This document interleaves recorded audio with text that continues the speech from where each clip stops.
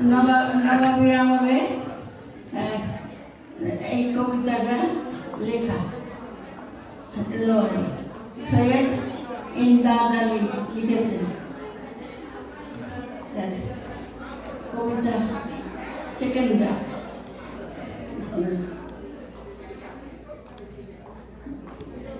এইখানে মোগলের মুকুটরতন সাহিত্য শান্তির মাঝে পথিক পূজন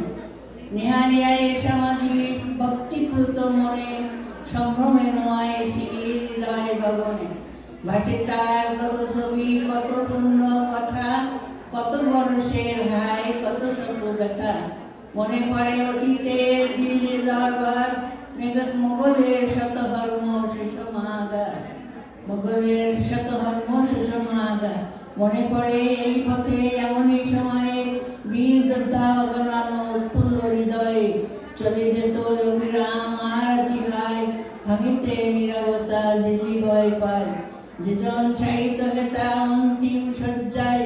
কত রাজা মহারাজা তাহারই সভায় অবিরত কলভাসে কহিত কাহিনী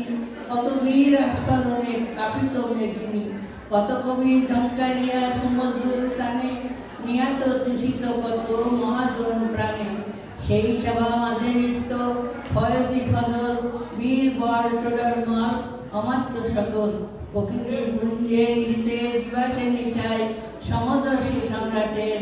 সঙ্গে থাকি হাই কত নীতি শুভঙ্কর করিত রচনা প্রজাহিতে নির্ভরিত করিয়া কামনা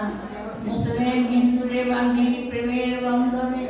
প্রতিষ্ঠিত এক ক্ষেত্রে অভিন্ন পরাণে চেয়েছিল দেখিবারে যেই মহাজন সেকেন্ডার তাহার অস্থি করেছে লালন।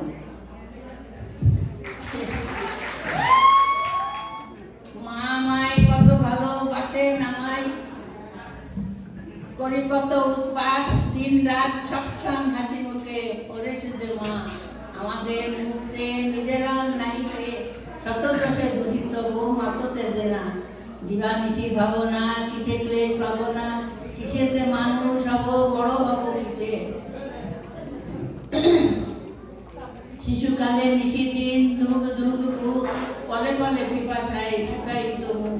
বাসিটি বসিলে গায়ে কাতর হয়ে ফুটায় মা মায় তাড়ালে আদরে আমায় মা মায় কত ভালোবাসেন আমায় আমার মা দিবানিশি ভাবনা মা কিসে ক্লেশ পাবো না কিসে যে মানুষ হব বড় হব বুক ভরে ওঠে মার ছেলের গর্বে তার সব দুঃখ হয় মায়ের আশিস। থ্যাংক ইউ আন্টি, আপনাকে অনেক ধন্যবাদ।